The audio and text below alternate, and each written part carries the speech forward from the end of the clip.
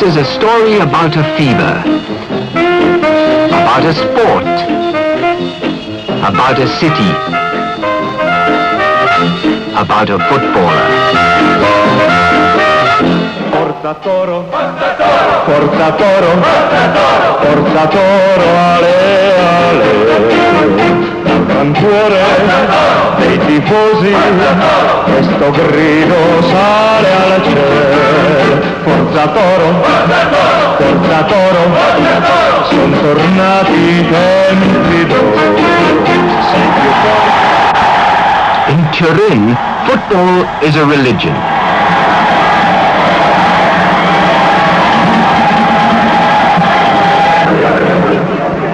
Footballers are worshipped more than pop singers or film stars.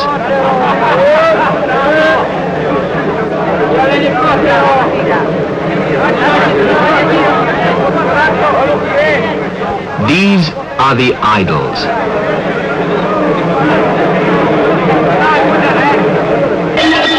You can't watch a match for under 10 shillings, and a seat in the stand can cost you £4 or £5. The receipts from a good gate are £50,000 or more. Britain has no daily general sports paper ranging over every sport, but Italy has 4, and countless weeklies and monthlies.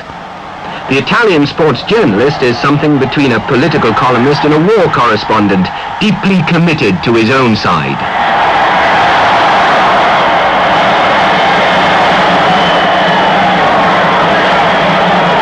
Hitchens è il concentro, riesce ad evitare l'intervento di Carantini, tira la palla va a migliorare. Turin has 2 football clubs, Juventus the aristocrats and AC Torino, and the whole city is involved in the fortunes of Torino.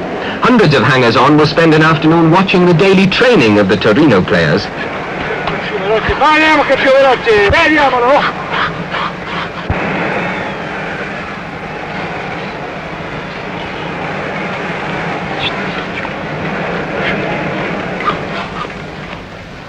When Juventus or Torino are playing at home on a Sunday, the Torinese surge to the field of battle.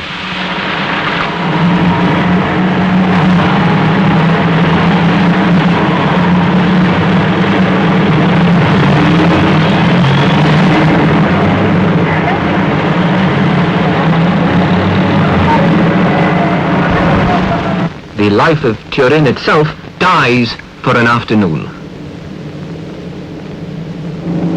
If you fly over it in a helicopter, as we did, you see an abandoned city.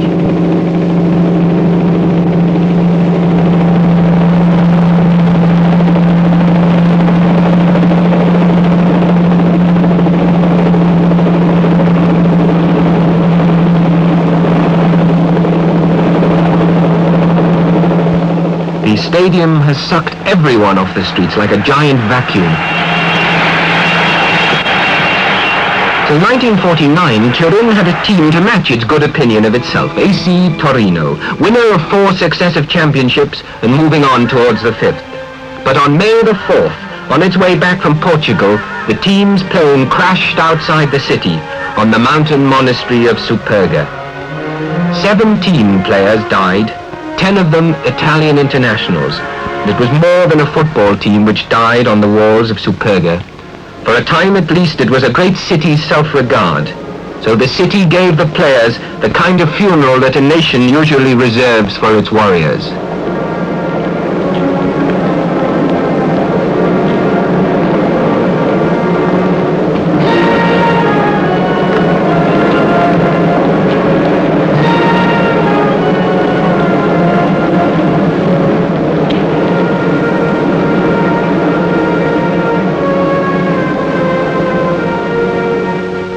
Superga continued to tower over the city, reminding it of its loss.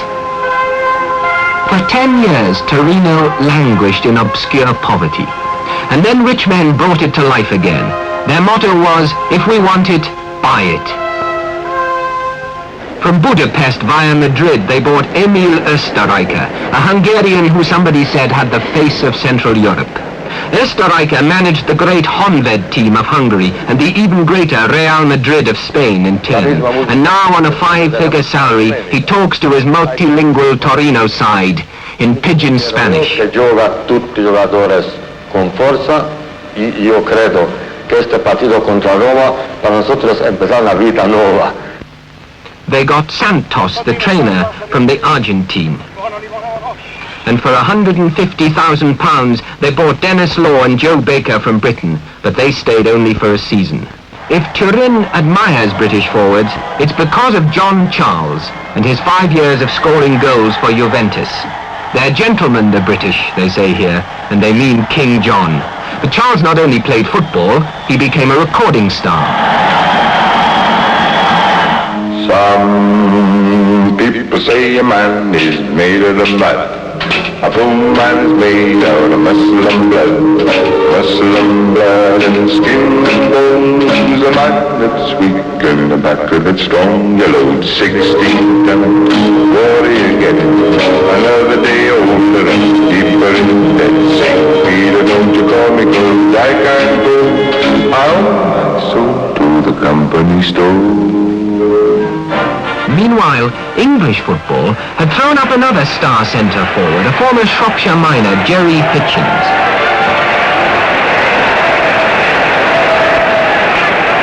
England capped him for the first time in May 1961 at Wembley against Mexico, and he made a name at once. Nominally centre forward number 9, he turned up just as often on the left wing, like there.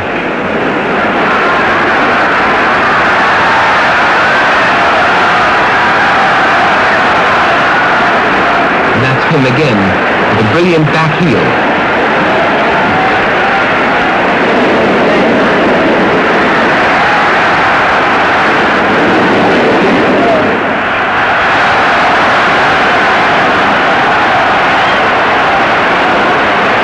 And once more with the centre which makes an English goal.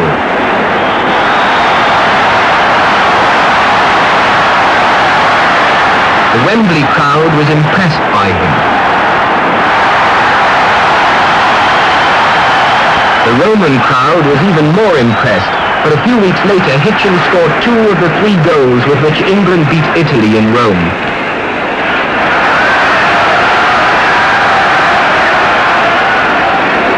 For his first goal, a header, Hitchens seems to rise from a private trampoline.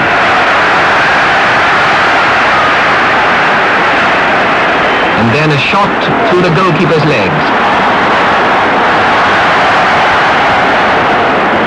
The Milan club, Internazionale, bought him from Aston Villa for £80,000, which is a middling fee by the inflated standards of Italian football. For Helenio Herrera, his Argentinian manager, he became a striking weapon. To Milan itself, a new hero. He was far from the best player they'd ever seen, but he scored goals.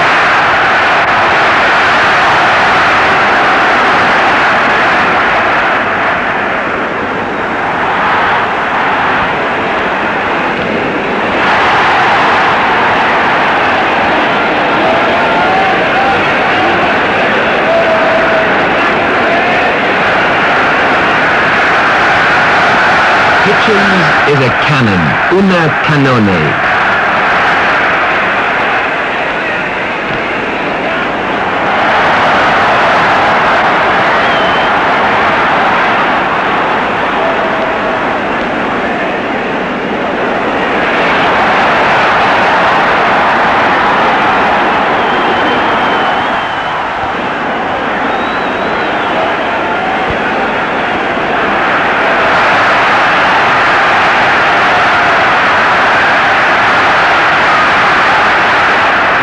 Gerry of granite, taking all the bruising and the buffeting of an Italian centre-forward and still managing to score for his Milan club. But Torino weren't so happy. Law and Baker had arrived the same season, crashed their car against a Turin lamppost and decided that they'd had enough.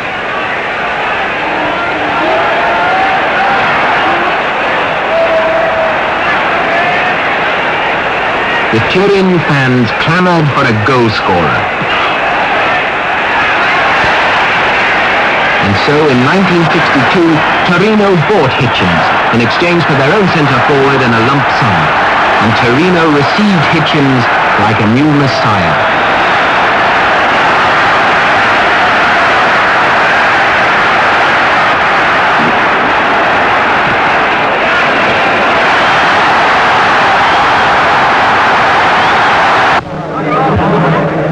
Hitchens soon found that Turin was earthier, less cosmopolitan, and even more partisan and passionate than Milan. But with good humour, he let it all flow over him.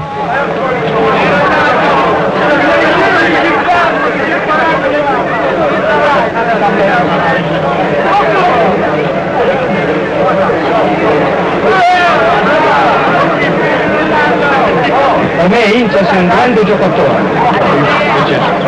Tranquillo. Before long, he was a saint called Gerry. They gave him a brand new luxury flat looking out over the city, and Gerry had no complaints.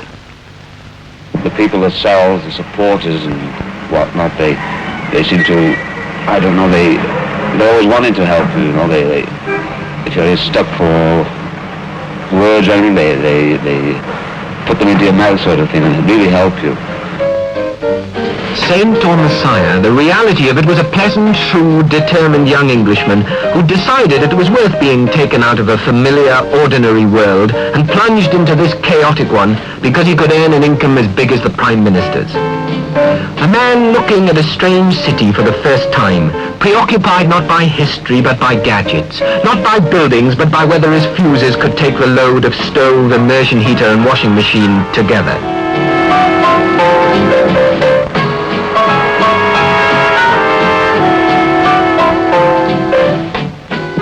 Muriel, his Welsh wife, had barely moved to a new flat in Milan when her third baby had arrived. And now, for the second time in a month, she was settling down with her children all over again.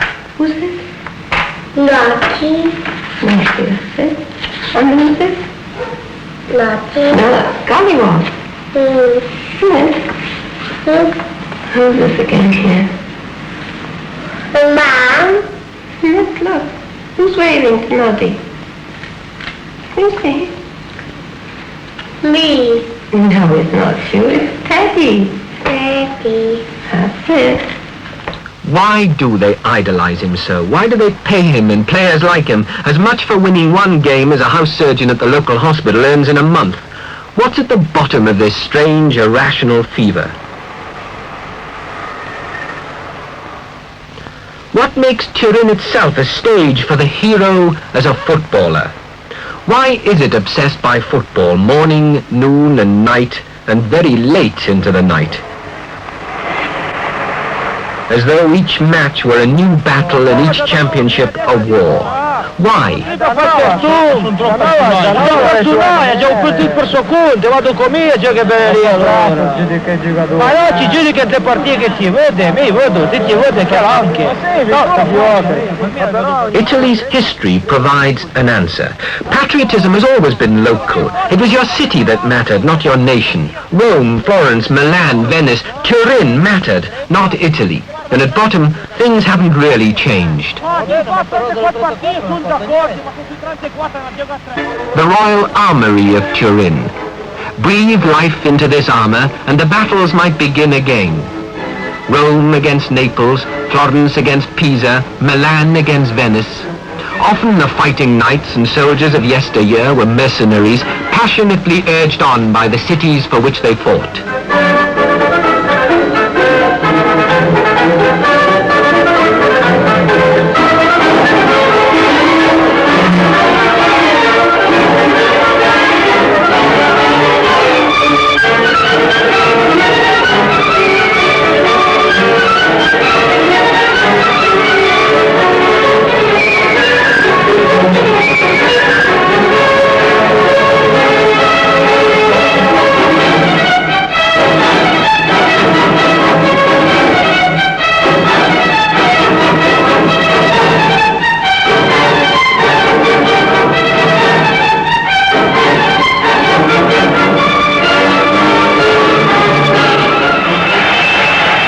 Today, the cities fight each other with football teams. Shin guards are the only armour. Breastplates have given way to coloured jerseys.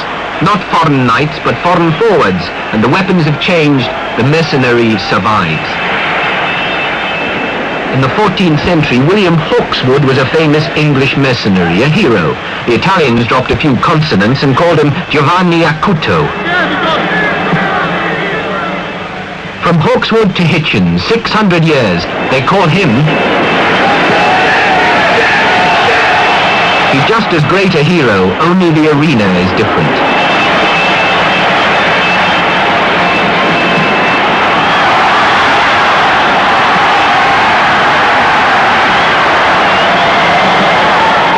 If it all seems strangely purposeless, well, this too may have something to do with Turin's history, with the grand gesture, with uselessness, the cult of the useless for its own sake. Turin lies in the Po Valley under a pall of industrial smog, penetrated only by the spire of what was once the highest brick building in the world. Why was it built? Simply because its architect had grandiose ideas which he wanted to see realized in brick. It's quite empty. It always has been.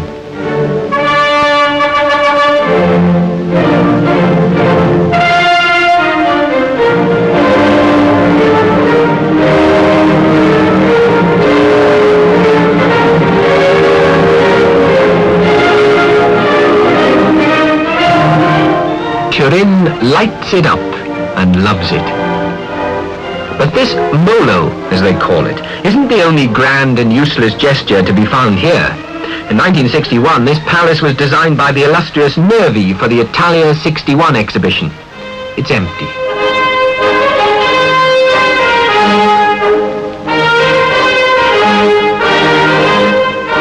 This monorail is a mile long. It's in use on spring and summer weekends.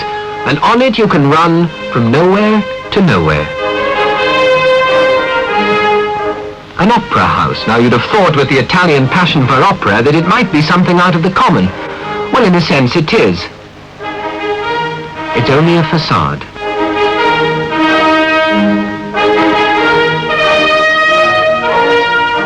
There's a bridge over the other Turin River, the Stura, a good solid bridge which again takes you nowhere.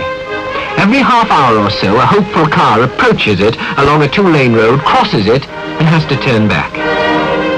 Nor was it a sudden whim. The city built it in 1954 and in 1956, and when it was in the money, thought it over and resumed the work in 1957. And there it stands, a futile gesture in concrete. For it's the gesture that matters, la bella figura, the attitude rather than the deed. This statue shows a duke exhorting his soldiers from a dying horse. To model it, the sculptor got permission from the reigning king of Piedmont a century ago to kill 21 horses and watch them die. Turin is littered with gestures in iron and stone and bronze.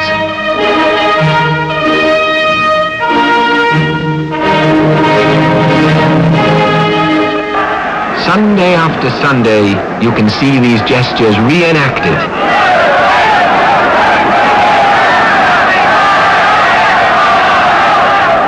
Pointless gestures, but given point by their very exaggeration, their flamboyance. Today they're part of the Torinese's football fever, but they come down to him as a legacy from his past, on the terraces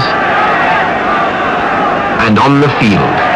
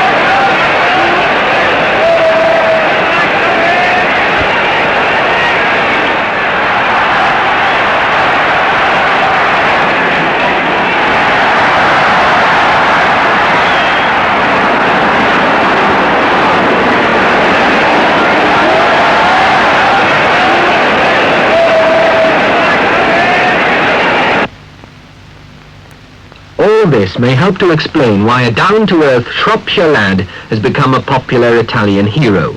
His tools of trade must now include not only 2 good feet and a sense of public relations, but a foreign tongue as well. Molto difficile però. Comincia primo 20 minuti, un gol per noi. Ma tu fai gol? Fai gol tu? Non so perché adesso speriamo per...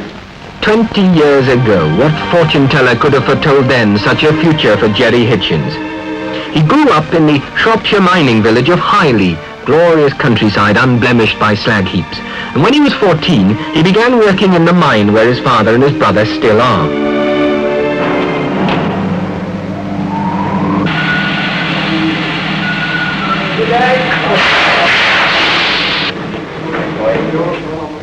It's here that he acquired toughness and resilience and more of his football skill. Oh, I've known him since he was a little boy 5, and then from the age of 10 as a footballer, and being a referee, I went round with him refereeing and showing him the finer arts of the game, learning him how to take a ball and how to tackle a man, and he was always a good lad, always a trier, never gave a ball up. But I didn't think he'd go so far as what he has done up to the moment. His own father, though, thought differently.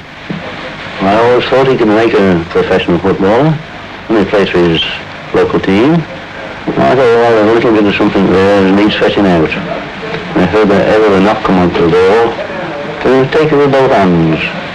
I mean, because he lose nothing by it if he was a failure. Gerry worked down the mine for 6 years, 8 hours a day. He learned about team spirit, and he still talks about the boys, whether they happen to be miners, the local Highley football side, or his present Italian teammates who are footballers from all over the world. After working hours, he used to spend several more hours on the football pitch. And on top of that, there was his job of delivering meat for Mr. Davis, the local butcher. And at night, a last call at the local fish and chip shop. Well, eventually he had to choose, the mine or the football field. We would have a nice supper, and he said all about it, Mum and Dad. And of course, he always liked the pits, and he always attended his work, but we knew that it was football he wanted. No one was surprised when he chose football and turned pro. His father encouraged him. For 5 years he slogged his way to fame through the English League seasons. Fortune was to come later. His strange yet quite contemporary odyssey has taken a shrewd young English footballer from a Shropshire mining cottage, where his parents still like to live and are shortly hoping to have a bathroom built, to the foot of the Italian Alps, to a luxury flat. But Gerry hasn't forgotten Highley. He knows what it has given him to fulfill his passion for the game. I just love it, and as I say, if I wasn't playing football professionally, which I am doing now, I'd be just putting as much effort into the amateur game. And I think being a miner and a butcher and so on, it's taught me that you just can't get something for nothing. The staying power he got down the mine is the very thing that endears him to the fans of Milan and now of Turin. They call him a good miner, un buon minatore, because he lasts for full 90 minutes. Well, they've seen many a more gifted ball player, but what they like about Hitchens is that he never gives up.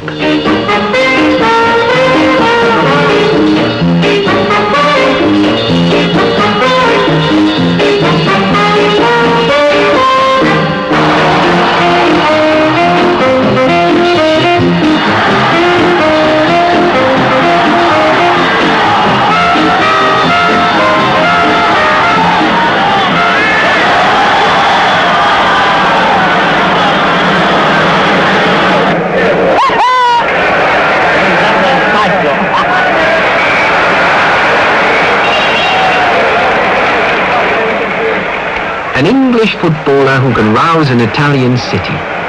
Again, why? The rivalry of cities, the grand gesture, these aren't sufficient explanations. You see, the people who run football in Turin and all over Italy are the rich, the big businessmen and the industrialists, the men who sit in the director's box.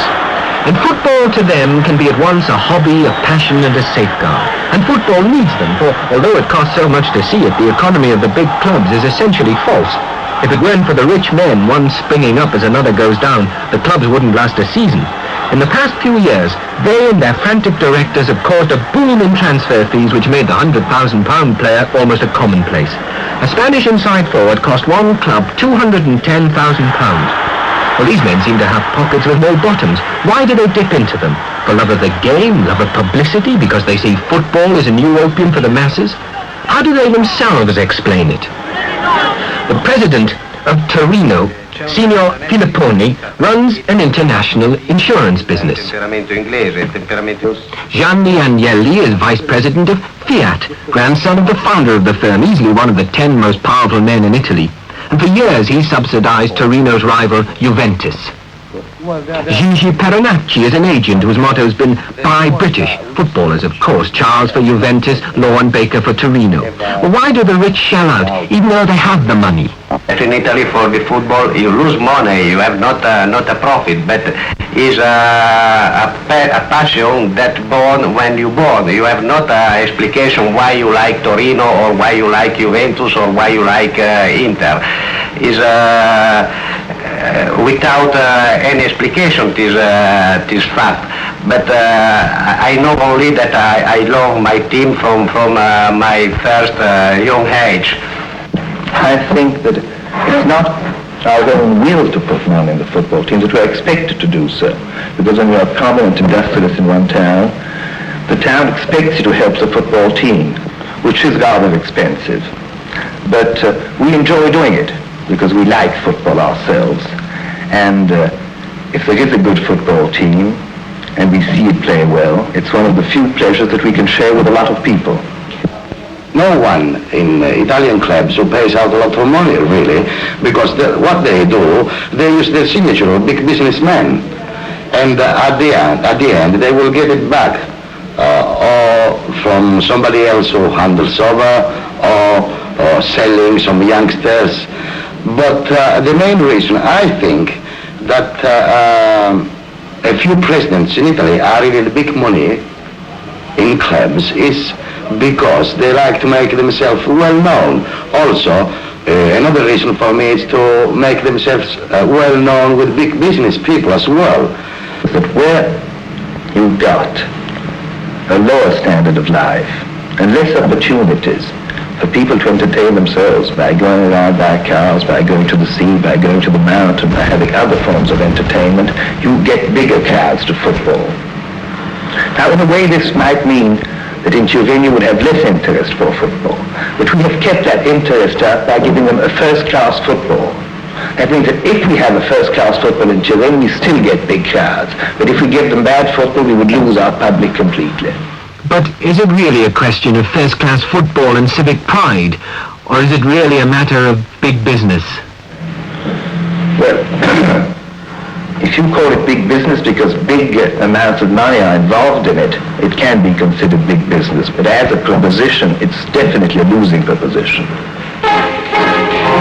A losing proposition, yeah, but these men can lose quite cheerfully. The old aristocracy built walls round its estates. The new plutocracy does without bricks. It's no coincidence that medieval drawbridges open and shut with slow suspicion. Feudalism isn't dead. It used to be territorial. Now it's industrial. This sumptuous estate was carved out of the countryside in 9 months by a man who'd made a fortune out of bootlaces.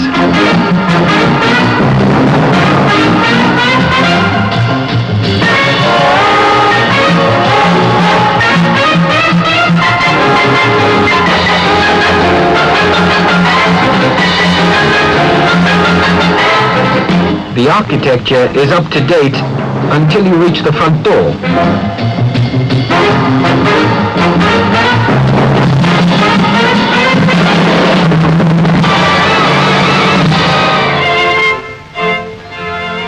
A gloved butler carrying aperitifs makes his way smoothly through Venetian porticos. Almost everything is Settecentesco, 18th century, and genuine too.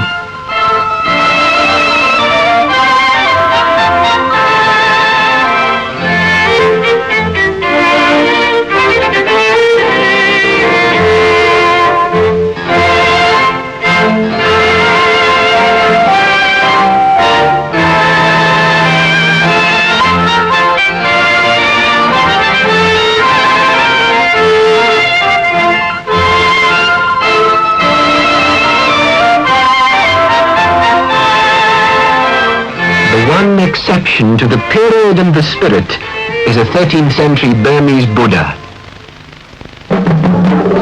The Dolce Vita isn't confined to Rome. If today's Turin industrialist underwrites a football team, he's also capable of flying in a troupe of Tahitian dancers for one party.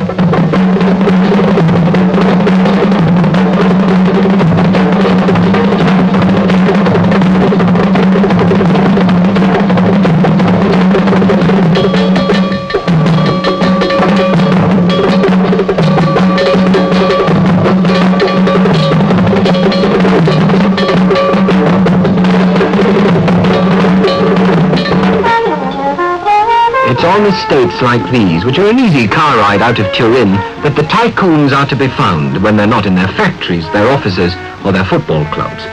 Direct taxation is low, indirect taxation high. Now, our tax system redistributes income downwards, but here it's still done the other way round.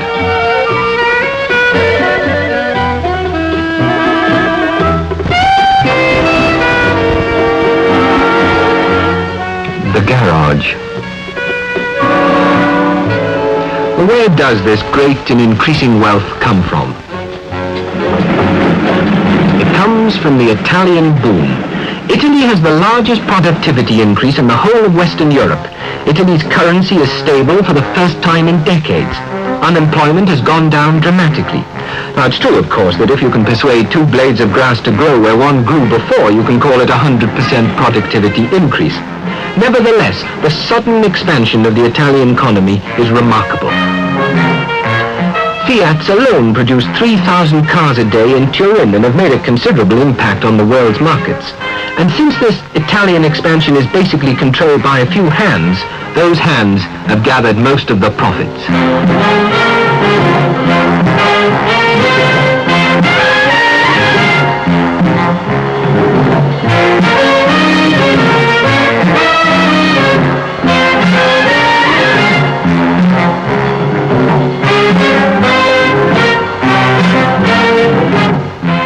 Turin itself is fast losing its provincial looks. Industrial estates are filling the valley. Land prices are going up and up.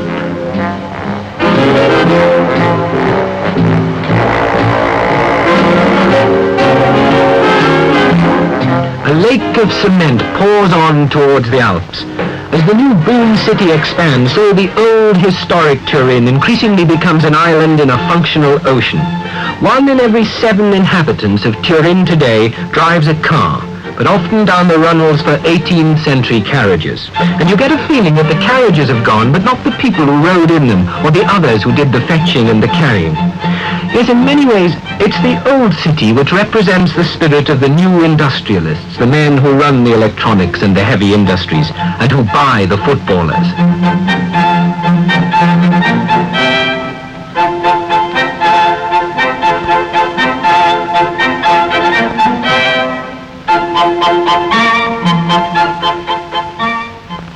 The traditional agricultural scene is being pushed further and further back from the city.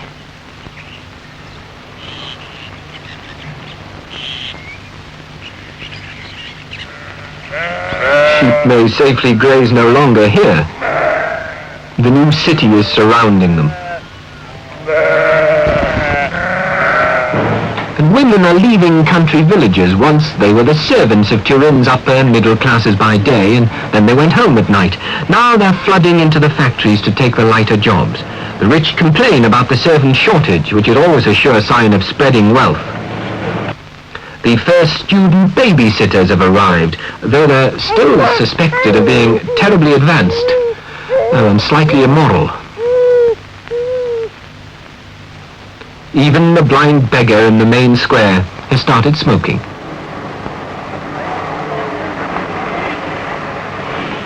The football boom, the economic boom, depends on people like these, the despised southern Italians. They're flowing north so fast that they already make up 1/3 of Turin's population. Italy's chief advantage in the common market is still cheap labor, and the cheapest of it comes from the south, immensely relieved to be working at all, to be earning wages beyond anything which the south could offer them.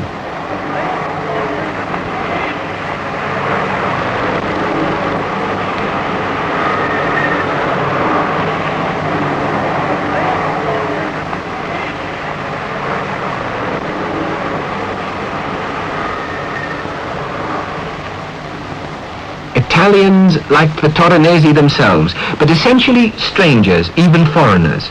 And the quickest way to strike root here is to support the local football team. These southerners are not only relieved to be working, they prefer to be living amongst their own kind, and they don't protest against rack-rented slums, often controlled by the mafia.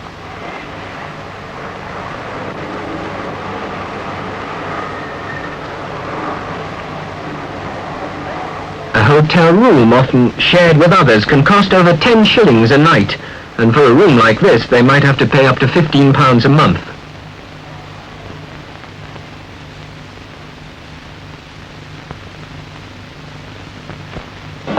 He's glad enough to leave in the small hours of a Sunday morning to join the football excursion for the away game.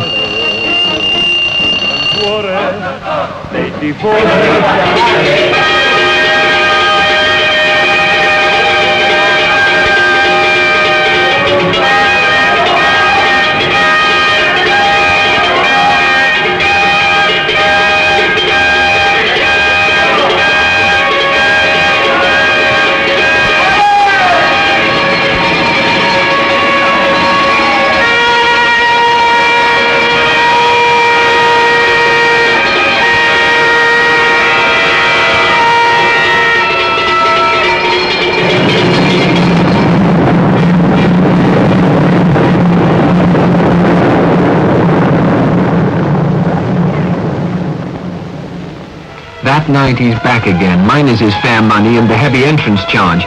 He may have gone without his dinner to pay it.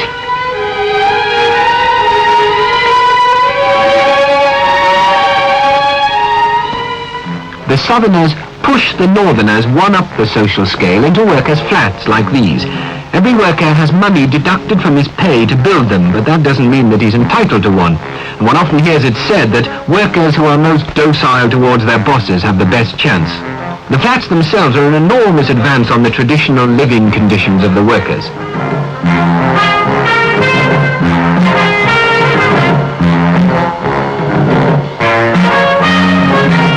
The enlightened employer takes charge where the state is still absent. Fiats start very near the cradle with holiday camps for their workers' children, and a good deal more besides holiday camps.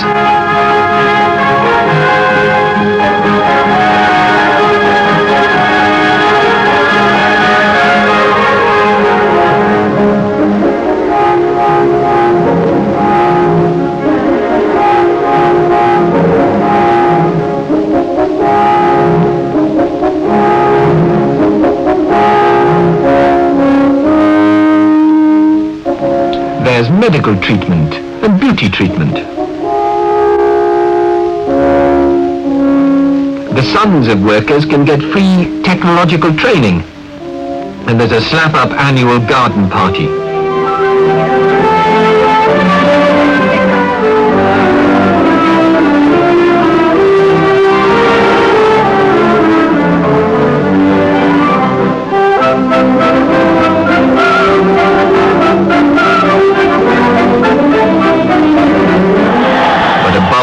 It's the employer who provides the football, an escape to meaning and to drama.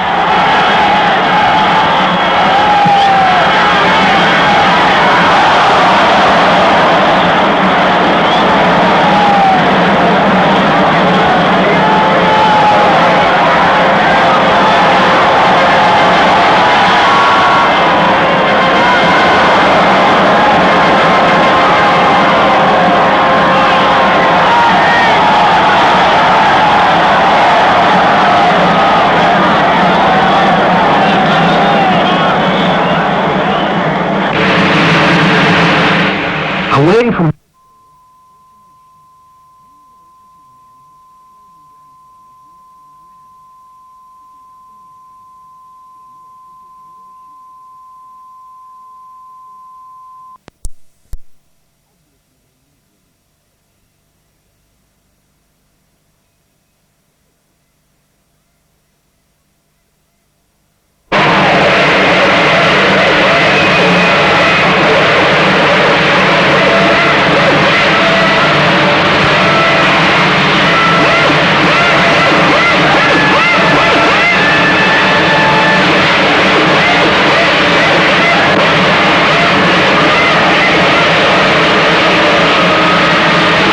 workers have few hobbies.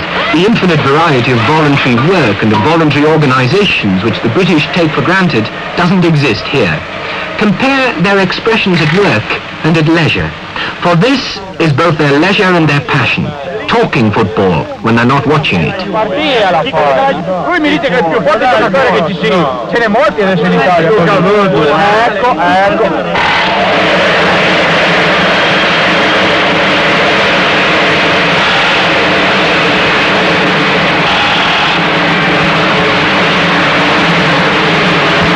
Tutto un campionato. Ma io l'unica giocata in figa che ha partite, però Menichelli che chi ha letto? Menichelli non ha giocato l'altro anno, ad ogni modo per Back to work after a few hours prized out of the day with endless ingenuity. This is an electronics factory owned by two of the directors of Hitchens Club.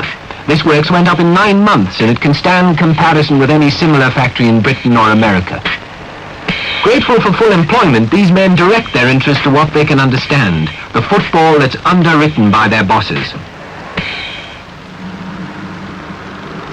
And the bosses kill 2 birds with 1 stone, building a hotel near the factory where they not only entertain their clients, but lock up the whole team in retirement from Friday to Monday. There the players are kept away from women and mentally conditioned for the match. The players get much more money than ours, but they're subject to a discipline that's all-embracing.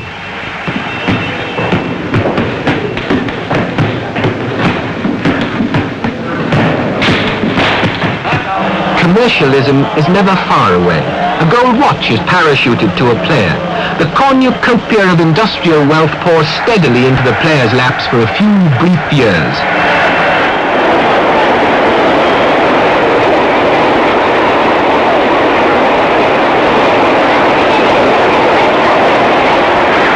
This endlessly flowing wealth, the whole escapist passion of the crowd, conditions the strategy of the game.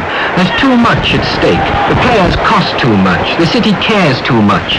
And so some of the world's best footballers play some of the world's worst football.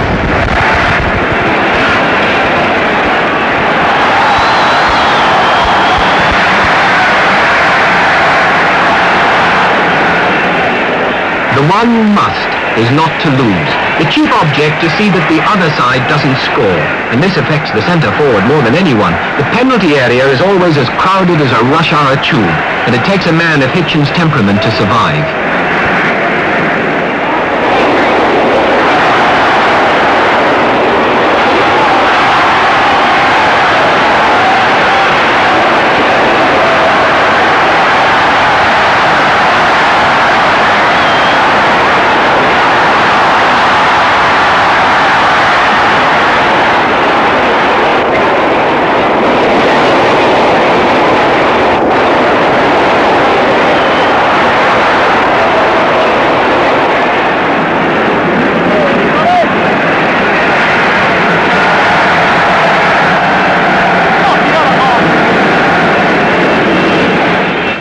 It's very difficult. On arriving in the penalty area, you find the area absolutely crammed with players, you know, pushing and shoving and shirt pulling to try and dribble, you know. There's little pushes here and pushes there, from corners the same. You go up to head a ball and there's a little flick and pushes you off the ball, you know, and so on. But I enjoy it very much. Why? Well, because I do the same thing back. The next Sunday, he did it once too often. The referee saw him and sent him off. So we telephoned the Italian League, a phone call which brought a surprising reaction. Or perhaps it wasn't so surprising. The BBC in difficulties over Hitchens' suspension. A desperate and dramatic appeal was launched last night by the BBC, and so on. Well, the story was all over Turin, and for all that, Hitchens was suspended for 2 matches. Gerry Hitchens, il forte attaccante granata, è stato squalificato per 2 giornate effettive di gara. Gli sportivi granata sono costernati ed ancor più lo sono gli inviati della BBC che da 3 settimane avevano iniziato a Torino la lavorazione di un documentario sul gioco del calcio imperniato su Hitchens. When he came back to play, nothing at first went right for him. The team was shaken by differences among the directors, by the immense pressures to win at all costs, by the enormous publicity which never left them for a minute.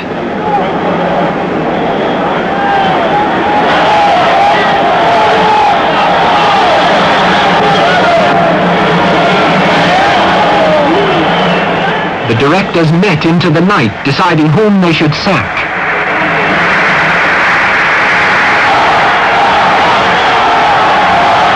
And then, just as dramatically, Gerry's luck turned. His fitness, his determination, and his natural goal-scoring flair brought him through.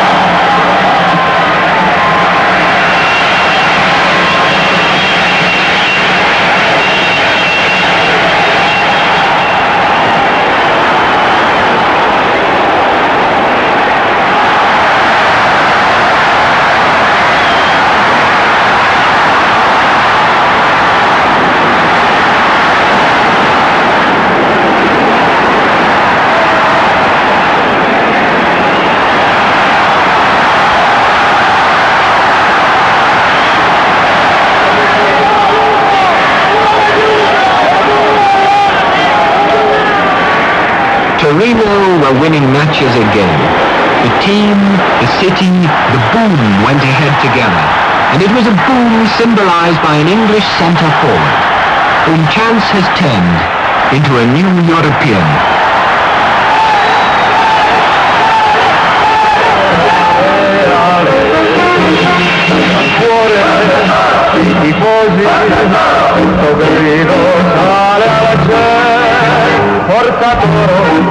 Porta